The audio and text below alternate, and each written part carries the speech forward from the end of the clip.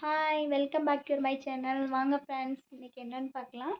இன்றைக்கி வந்து நம்ம கேசரி தான் கிண்ட போகிறோம். கொஞ்சம் மழை நல்லா பெய்யுது இல்லையா, சூடாக கேசரி வித் ஈவினிங் ஸ்நாக்ஸ்க்காக கேசரியும் டீயும் தான் நம்ம பண்ண போகிறோம். வாங்க கேசரி எப்படி செய்வதுன்னு பார்க்கலாம்.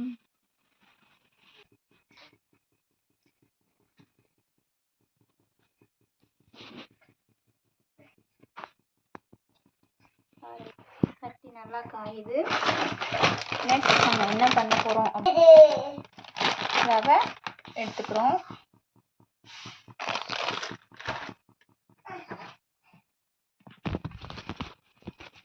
ஃப்ரெண்ட்ஸ் பாருங்கள், நம்ம வந்து கொஞ்சம் நெய் அண்டு கோல்டு வின்னர் ஆயில் போட்டு நம்ம முந்திரியும் கிறிஸ்மஸும் அண்ட் ஏலக்காய் மூணையும் வறுத்து வச்சுருக்குறோம்.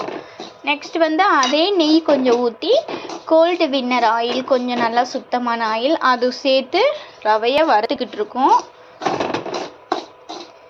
இந்த ரவை நல்லா கொஞ்சம் வறுத்ததுக்கு அப்புறம்தான் அடுத்து நம்ம வந்து நல்லா சுடு தண்ணியை கொதிக்க வச்சு அதில் சேர்க்கணும். இப்போ நம்ம இங்கிட்டு சுடு தண்ணி காய வச்சுருக்குறோம். இதை எடுத்து நம்ம இங்கே சேர்த்துக்கலாம், இந்த கேசரியில் சேர்த்துக்கலாம். ஏன்னா நம்ம தண்ணி கொதிக்க வச்சுட்டு சில பேர் வந்து அப்படியே ரவையை போடுவாங்க. ஆனால் நம்ம வந்து கேசரிக்கு வந்து ரவையை வறுத்துட்டு அப்புறம் சுடு தண்ணி ஊற்றி நம்ம சேர்த்துக்கலாம். நல்லா ரவை வறுத்ததுக்கப்புறம் சுடு தண்ணி சேர்த்துக்கலாம். ஃப்ரெண்ட்ஸ், இப்போ நம்ம ரவையில் லைட்டாக ஃபுட் கலர் கொஞ்சோன்னு சேர்த்துருக்கோம். ரெட் கலர் ஃபுட் கலர் தான் சேர்த்துருக்கோம். பாருங்கள் ஃப்ரெண்ட்ஸ், நம்ம ரவை வருந்தோடனே தண்ணி ஊற்றியாச்சு. தண்ணி சேர்த்து லைட்டாக ஃபுட் கலர் தான் ஆட் பண்ணியிருக்கோம். ரொம்பலாம் போட வேணாம், லைட்டாக ஃபுட் கலர் ஆட் பண்ணி நல்லா வதக்கிக்கோங்க. நல்லா இப்படி அள்ளி இப்படி பார்க்கையிலேயே நல்லா வந்து மெல்டாக இருக்கணும். ஃப்ரெண்ட்ஸ் பாருங்கள், ஃபுட் கலர் நான் ரொம்ப சேர்க்கலை, கொஞ்சம் தான் சேர்த்துருக்கேன். அதுவும் ரெட் கலர் தான் சேர்த்துருக்கேன். ஃபுட் கலர் கொஞ்சம் ரெட் கலர் சேர்த்துருக்கேன். நம்ம தேவையான சர்க்கரையும் சேர்த்தாச்சு. நான் 2 கப் ரவை எடுத்திருந்தேன். சர்க்கரை வந்து 3 கப் சேர்த்துருக்கேன். 2 கப் ரவை 3 கப் சர்க்கரை, அதாவது 2 கப் ரவை வந்து இந்த மாதிரி கப்பில் சேர்த்தேன்.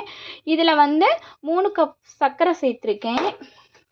அப்போ தான் நம்மளுக்கு வந்து நல்லா அதாவது கொஞ்சம் இனிப்பு இருக்கும். நான் கொஞ்சம் கம்மியாக தான் சேர்த்துருக்கேன், அதாவது 2 கப் ரவைக்கு வந்து. ஸோ நீங்கள் 4 கப்பு சர்க்கரை கூட சேர்க்கலாம். 2 கப் ரவைக்கு 4, 1க்கு 2 சேர்த்துக்கலாம் சர்க்கரை, அப்போ தான் நல்லாயிருக்கும். நான் வந்து 3 போதும் அப்படின்றதுக்காக 3 சேர்த்துருக்கேன். இப்போ நல்லா வதங்க. ஓகே, நான் வரேன் இந்த அவ்வளோதான், கிண்டிட்டேன். இதை அப்படியே நம்ம சேர்த்துக்கிற வேண்டியதான் ஃப்ரெண்ட்ஸ். ஆல்ரெடி நான் நெய்யில் தான் வறுத்துருக்கேன். பாருங்கள், நம்மளுக்கு கேசரி ரெடி ஆயிடுச்சு. ஒரு பவுலில் கொஞ்சம் எடுத்துக்கிட்டோம். வாங்க சாப்பிட்லாம். ஈவினிங் இன்னைக்கு இதான் எங்களுக்கு ஸ்பெஷல். Bye bye.